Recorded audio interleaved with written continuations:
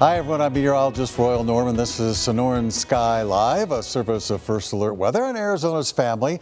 And today we have an interesting topic to talk about and an interesting person to talk to. A person I've been following online on YouTube for a while, John, Frugal Off Grid. Welcome to the show. How you doing today?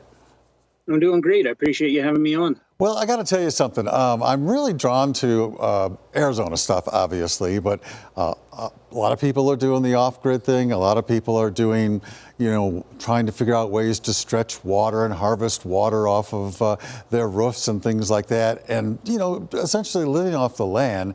And I think that's a topic people are really interested in these days. I mean, what's the reaction you get? Yeah, I get all kinds of mixed reactions. And I think overall people are fairly interested, whether they want to pursue it or they're just interested in seeing something that's outside of the norm. Yeah, that's a little bit different. So, and the other thing I've noticed is there's all kinds of different folks are doing off-grid, and they're doing it in different ways, and they're doing it with different funds. Let's start with the basics. John, what do you call off-grid living? What to you is off-grid living? Yeah, there's a lot of definitions. To me, off-grid living has really boiled down to creating more stability for myself, and in doing so, reducing a lot of pressure. Out here, I knew that I wanted to create some kind of a homestead that could meet most of my needs. And that's the thing. You started off. I want to say, was it 2020 when you got started with your off-grid project? Right. It's almost been 6 years now. Wow, that's amazing. But I've seen some of those early videos, and you've also reintroduced some of them along the line as well. But please correct me if I'm wrong. I believe you had a sleeper van, and then the first thing you did was build a workshop, so you had a little bit of shelter. But there wasn't much going on when you moved onto your property, was there? Oh, and you had water. Yeah, so you're right. When I came out here, it was just bare land in the absolute middle of nowhere. I came out here with a camper van. I brought a 1 year supply of food. I brought some containers. And that way I would have shelter, water, food, power, and income from day one, even, albeit a minimal setup. I was able to pretty well guarantee my needs would be fairly met until I could get infrastructure up and running. And so that's been quite a project too. And I know one of the things you've told viewers time and time again is, if I had it to do all over again, I might have done this before this or this before that. But in some sense, that really doesn't matter if you're moving forward, huh? Right. So if you look at it, at the end of the day, I mentioned shelter, water, food, power, income. These 5 systems are pretty necessary for anybody. It creates your homeostasis. And the thing about it that I learned in hindsight, looking back, is you could move around all of these different systems back and forth. Whatever it is, you start with what you have, and you can work through them until you actually have a footing and a foundation for something to move forward with. And it seems like you're always improving upon that. And the big thing that happened in the last year or so, you started building your house, which we all watched you build your house, and now you're living in your house. What does that feel like to build your own house and now you're living in it? Yeah, so that was really rewarding. It was, I started in the camper van, which was, kind of restrictive, and always had a plan to move into a cabin eventually. And it's the day that I went down and got the occupancy permit, and I knew that everything was finalized, and no one's going to come knocking on my door in 80 years. That was a comforting feeling for sure. That is pretty cool. Now, you kind of sidebar there, the occupancy permit. One of the things you also remind people about is that, yeah, you're off grid, but that doesn't mean you don't have to deal with things like paying property taxes and things like septic systems and things like that. There's a whole set of things that go along with off-grid living, correct? Yeah, it's not for everybody, and it's not always going to be the same, and every county's different. And I'm not looking over the fence at anyone else. I just saw a direct path to home ownership that would work for me, and I ran for it. And you got there, that's for sure. So 5, 6 years later, as you say, now, do you have, do you have like an idea of what your next project is going to be, or what area of, by the way, we've been looking at some beautiful drone aerials of your place while we've been chatting. Just a gorgeous, gorgeous area of northern Arizona. Do you have any, what's the next big thing? I'm grateful to be where I'm at because, like I kind of said earlier, I've landed on my feet finally. Now I have the home, and Yeah. from here I can kind of go back and improve the structures that I started with scrap material pens and things like that. And so I can go back, improve those for the livestock, and I'd like to have a barn down the road. That would be kind of neat. So tell me about self-sufficiency. And actually, just the other day, you had a video up where, some folks, here's the thing about videos, John, just so you know, I don't read the comments much. I just like watching people's videos and not worrying about what other people think of them. But apparently there was a discussion about self-sufficiency and whatnot. And tell me what that means to you in an off-grid situation. What I think of first when I think of self-sufficiency is the fact that it's probably never going to be 100%. Even pioneers in the 1800s, they had a general store and they'd run for flour and things. And so what it is for me, when I think of food specifically, it's reducing your dependency on the system. And so if you can grow more fruit and vegetables, maybe you like to grow livestock for meat, you can greatly reduce your expenses, just like building a cabin and no longer having mortgage. I just see these as edge cases to creating more wealth for yourself. Yeah, and I think you pointed out in the discussion too that by the very fact of trading is, in a sense, is self-sufficiency because you've raised something or, you've worked on a project for somebody, and in that trade process, you're still doing that sort of self-sufficiency thing. So I think that's really interesting for people to understand that it's not just, okay, we close the gate behind us when we get here and everything stays the same. It's not that way at all. No, it's a little more complicated. How much more complicated?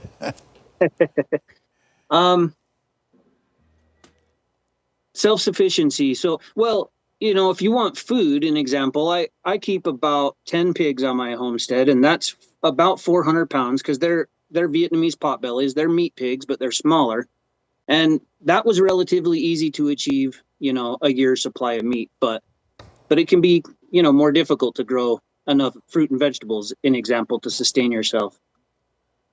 So you can use the meat to trade for vegetables, or use it for income and purchase vegetables elsewhere. In that same video I was just referring to, you were showing how, yeah, you get vegetables. You don't get a ton of vegetables, but you're looking for, what I think is cool is you're looking at your plants and you're going, yeah, I've got a salad there later this week. That's pretty cool. Yeah, 50 pounds, you get 50 pounds here and there. I only do about 100 pounds a year in fruit and vegetables, and it's still more than I ever bought before. That is really amazing to me. Now, tell us the basics. Do you have to bring in water, or do you have a well? Or if you don't want to say, you don't have to say either. Yeah. No, we should absolutely talk about it. Okay. I don't have a well. I think down the road it just makes sense when I can afford it. I haul about half of my water currently, and I'm capable of rain harvesting about 12,000 gallons annually right now. And if I was to triple that, that would be about a 3-year supply. And so you could, extrapolate how dry it's supposed to get over the next 100 years and figure out that you're probably safe. But of course, getting a well would be pretty ideal. Yeah, that would be ideal. You said 12,000 gallons. I got to tell you, I'm going to be embarrassed to say this to you. The pool in my backyard is 12,000 gallons, and it's just sitting, John. It's just sitting back there. Isn't that ridiculous? It's a lot of water. It is a lot of water. And the other thing you've done is, tell me, I don't really understand the system you worked out, but you have a system where you're able to sort of get it up into a tower, for lack of a better word, and then that water can be distributed, without electricity at that point, just using gravity. Again, was that a tower you built? Yeah, I built that tower. It was, just a little Home Depot side project, 4x4s. It's about 16 feet up, so maybe 20 feet total. It holds about 300 gallons, and it has an automatic float valve system on it, so it can top off once a week roughly. That it takes about an hour to fill, and then once it's full, so it takes an hour's worth of electricity, and then it can be automated to the livestock and to the gardens. And by gravity, it's just gravity fed. You mentioned electricity. Are you doing solar there? Yeah, I started with a really pretty basic solar system, just enough to kind of get by. I reduced the electronics I used at first to make that easier. And then now the cabin has nearly the same size electricity system that a small family home would have. That is just amazing. And so the reality is, because we're talking today, and we're, that you have enough power to do this, your YouTube channel, I assume, doing some editing, writing books and things like that. Right now, you're in a pretty good spot, aren't you? I like it. It's not for everybody, like I said, but I think it can be thoroughly enjoyed, especially if you like nature and solitude. There you go. So one thing I've always wanted to ask you about is I've seen a bunch of different animals on the farm. Have you ever, I don't think you've ever tried cows, correct? I have not yet. I think more water would be appropriate. Oh, okay. I was going to ask you the reason. They're a big water user, huh? Yeah, and even if you wanted one cow, it'd be pretty expensive. In my case, I'd want to get a heifer that was almost finished and do it that way, Right. That makes a lot of sense. So, do you have to make? And I guess it depends on the projects that's going on at the time or whatever. How many, for lack of a better way of putting it, how often do you get into town, and how often do you have to make runs for supplies? When I first came out here, sometimes it was months in between because I really didn't have much money and I couldn't even afford the gas. And as I built a business and sold more physical products, I had enough demand that I pretty well had to run about once a week. And so I'd just make a big trip and get water and food while I'm there. And that might slow down eventually again, though, on purpose. Maybe I can cut it back to once a month again in the future. So tell us about the items that you sell and are able to earn an income. First of all, do you get, and again, I'm not asking for specifics, you know that we've talked before via email. Do you get some expenses paid from your YouTube videos? Oh, sure, yeah. Mm-hmm. I can create a decent amount of money from YouTube, from the AdSense that, they run advertisements. I think the most important thing with social media is to showcase your brand. And then from there, you can get traffic to your website and whatnot. And if you provide something that's honestly valuable to people, then they'll see that. And I think that can really help you support your homestead. And if folks go to your website, it's Frugal Off Grid, very easy to find. And right now we're scrolling through your YouTube page. What are some of the items that people can look for there that you offer? On the website, Yeah. So I have physical products that I mostly focused on at first, but over time, now that I have hindsight looking back, I realize the very most valuable thing I have to offer is my knowledge to the person that is who I was when I started. And so I made a very in-depth free guide on my website. I offer a roadmap to help give people clarity if they need that. I have my newest ebook I just wrote, which is a systems-based guide to off-grid living and sustainable living. And I also have a lecture that's university-based for academics and whatnot. Man, that is cool. So do you have contact with other off-gridders? I don't know, have you just made connections with other folks who are trying to do the same thing? And you're obviously successful at it, very successful at it. And do they seek advice from you? Oh, yeah. You get a whole, whoever's interested, that 10% of the population that's interested, they reach out with questions. And, more than anything, I probably interact with a few local homesteaders and whatnot. It's not something I really watch on TV or anything like that, but there's a lot of really great up and coming channels, and a lot of people are starting to teach others how they could start a frugal homestead or or possibly get into home ownership and, a more affordable or just a different way. And I like the idea of frugal because what you stressed and what you really were stressing when you finished up your house and what you've said to us today is that it buys you, I don't know if that's the correct way to put it, but it buys you a certain freedom, it sounds like. Yeah. Yeah, I think so. If you build the house, I don't want to get too specific, but it didn't cost me much to make this. Less than a lot of people pay for a fully finished shed. And so I own it outright for life. And I don't want to say that in a braggy way, but I think it's important for maybe, well, young men or anyone who's trying to get a footing in life. It's a pretty good foundation. Indeed it is. And in fact, John, we'd like to take a short little break, and afterwards, can we talk a little bit about, some of your recommendations, for people who are thinking about possibly doing this, what they should think about, the land they should think about, all that kind of stuff. Can we do that after the break? Are you fine with that? I'd be happy to. All right, we'll do that. This is Sonoran Living, service of First Alert, and Arizona's Family will be back right after this. Welcome back to Sonoran Sky Live, a service of First Alert Weather and Arizona's Family. Today we're talking with John from Frugal Off Grid, who lives in northern Arizona and has built his own house up there over the last 5 years, has put together, I'm going to call it a ranch. But there are a lot of people that are thinking about doing this. I mean, I do think a lot of people think about it, John, for the same reasons you probably went and did it, is that it seems like there could be a freedom there. Starting with the land, what advice could you give people that are thinking about off-grid living? This is probably the first thing I would tell somebody, and I get this question a lot. Mm-hmm. And I think that if you're looking for land to start a homestead, it's a smart idea to start really broad and search the entire United States. The truth is you could homestead almost anywhere. I would focus on, finding a county that can meet your needs, understanding the rules there.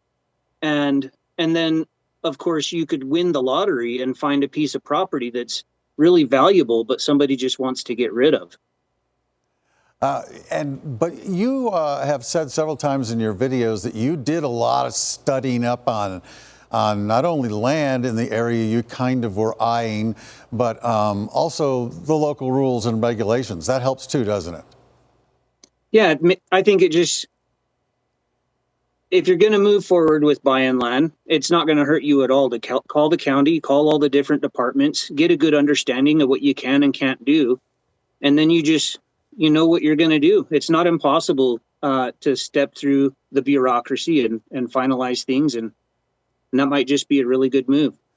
Oh, we're showing some snow recently up at your place. So then what are the other organizational steps that you need to obviously figure out? Your food supply, your power supply, your water supply. Am I missing something else in there? Yeah. Well, so I go shelter, water, food, power, income. Okay. Power is kind of at the end to smooth things out, get things going better. Of course, if you can start day one with an RV or something that minimally meets all these needs, that's good. But at the very, very end is income. And the reason why is, of course, you need some money to start and whatnot. But I myself, I've been out here almost 6 years. And just the last couple months, I finally am starting to really focus on my business because I finally have a foundation out here as far as the homestead goes. So now I can, try to make sure I have many different streams of income.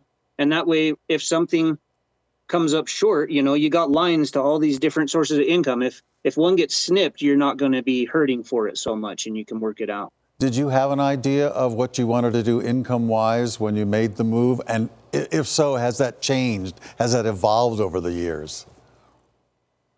So before I moved out here, I had been an entrepreneur of some sort of, I've had little businesses and I wasn't 100% sure what the deal would be on the way out here, but I knew I was going to start some sort of business. And I had already come up with Frugal Off Grid about 2 weeks before I moved out here. And I started drinking these teas and whatnot. They were healthy. It was something I was passionate about. And that's what I started with. Shortly after that, I wrote some books that became #1 bestsellers on Amazon. And and I don't have grammar. I'm not an author, and so I was surprised.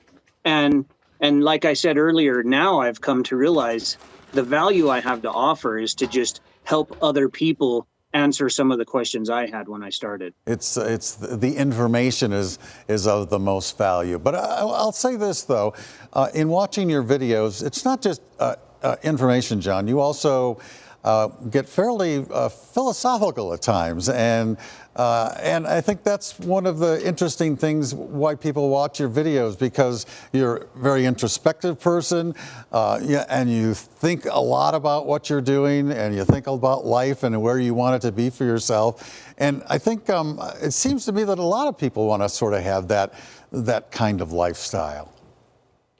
Yeah, yeah, I think that solitude, so quiet, is one of the very best places to get to know yourself.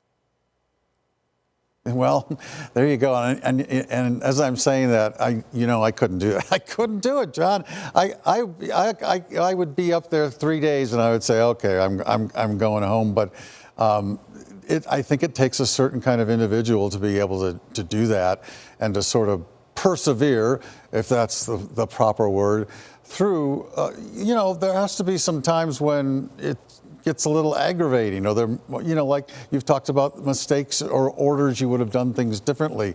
Does that ever get you down? No, it can be stressful because, living so remotely, your vehicles break down. You're the guy that's going to fix it. If something goes wrong, you can't really call somebody very quickly. And so you just have to take care of it. And I've learned that sometimes a lot of things happen and you get a little overwhelmed. And the best bet is to just do your best. I make a list. I do the things that are complicated first, get that out of the way, and then it's a reward to do the other things. And if you're working on fixing the vehicle and that doesn't work, just move on to the next thing that you can do. And I noticed that just seems to make things work out in the end better than they might have. I notice also a lot of times you'll set something up and you'll say while you're setting it up, okay, I'm just doing this because I need this for now, and then I'm going to clean it up later when I'm at that point. So you do a lot of that where you've already got in your mind where it's going to be, but you need it now. And so you more or less will do a temporary fix. Yeah, a lot of people say, when I built my fence, a guy said, there's only one right way to build a fence. And I don't blame him. I don't blame him for repeating what his dad told him and his dad told him. And they're right if you have the money and resources. But if you only have 20 T-posts and some poly wire, that's your fence for now. And you just got to make it work. And then you can upgrade it down the road. And I don't see any problem in that because you get infrastructure in place. You got food, water, shelter, Yeah. Well, and help you get there. Yeah, so I want to talk about water. Water fascinates me in Arizona, as you might expect, and you have a lot of places on your homestead where you collect water. And one of, I would say, a later addition, not the latest, but is that you're now harvesting off your driveway and taking a lot of water that you were losing for, I wouldn't say losing for a time, but weren't gaining. So you're constantly thinking of ways of keeping that water on your property. Yeah, absolutely. I've made videos that say basically, how to make your land hold water. And that's, water's life, right? Yeah. And so by digging swells and ditches and things, you can direct water to ponds that can, line one to start with. So you got water that you can access. And then other ponds, you can just let them soak into the earth, and eventually, it's called glazing. If they get manure and stuff, they'll pack down and seal and start to hold water like a normal pond. Yeah. And that water's good for livestock and gardens. Yeah, absolutely. And you've got a pretty good one. You've got one with a big tarp, and then there's another one where you're doing some glazing, and they do hold a lot of water. Collecting, what water do you drink? Water that you've collected off your roofs, or which water is the stuff that you drink?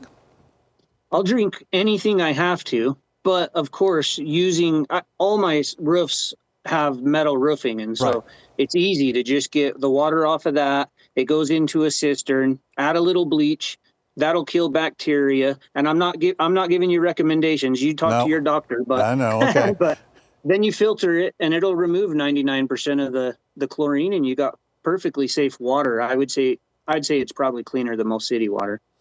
So then I'm the guy that would sit there and go, okay, John, what do I do if I need to go to the doctor?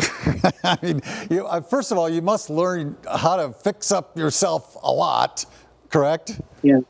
Yeah. But Yeah, I've had a few broken bones and things, and just if I can handle it, I just don't see the point in, but I'm not saying that to say I'm a tough guy or anything. Right. It's just the way that it worked out, and more recently I had to go have blood work done, and that's totally normal. And some people might need to be 5 miles from a hospital, and that's perfectly fine too. Right. You can homestead 5 miles from a hospital. That's for sure. Yeah. There's no limit to that. As long as I guess I would think that as long as you.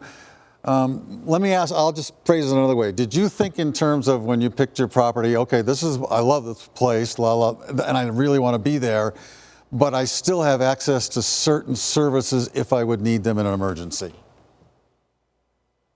Mostly, I just really wanted the isolation, and I knew that I'd probably be okay. I figured out how far the hospital was, and I figured I could probably handle that, and I think it'll all be fine.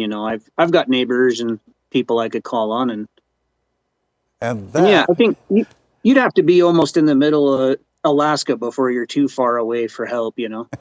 And that's the difference between you and me right off the bat. I mean, I think that's an amazing attitude to have, an outlook to have that, I'll take care of it, that's for sure. So where do you see your homestead going, like when we chat again in a year or two? Where do you see things going? Bigger, grander, more information, as you say, the books and things like that? I think the information will largely stay the same, and I'll just keep telling people what it is. And as far as the homestead, I see a fence around the entire perimeter and a barn, and just to continue to green it up and improve the soil and just enjoy what I have now and take care of it mostly. And if I can expand a little down the road, that's okay. That is so cool to think about that and the future there. That's for sure. All your electricity is supplied by solar. You're collecting all your water. You're basically self-sustaining with food through trade or going into town or whatnot. Is there any one of those orders that, or any one of those things that you wish you could do better? I mean, is water really hard where you live? Well, the thing with water is if I just had a tractor, I could dig 40,000, like a 40,000 gallon pond. And that's enough water for my homestead for 3 years. And there hasn't been a drought that wouldn't provide that. And, you can't really see one back, so Right. You could do it, but I don't have a huge tractor. I don't, there's legalities and things. And so it's just taking your time, working it out. And then, so you could do a large enough rainwater harvesting system, and down the road, of course, a well would be pretty ideal. There you go. John from Frugal Off Grid, I appreciate you taking the time with us today. It's been a blast. I've wanted to talk to you for an awful long time. I think you do a great job. I love the videos because they come from a place that, I got to remind folks, out of nowhere, last summer, he's rebuilding a truck. And I'm like, what? This guy does everything. He's rebuilding a truck. How's the truck running? Oh, yeah. Well, it runs good, but I did have an air intake issue on, so I need to replug that. And then otherwise, it's been running pretty good. And out of nowhere. I'm going to fix a truck and build an engine. John, thank you for being with us. Frugal Off Grid. Check it out online on YouTube. Check out his website. John, have a great day and a great winter. Thank you.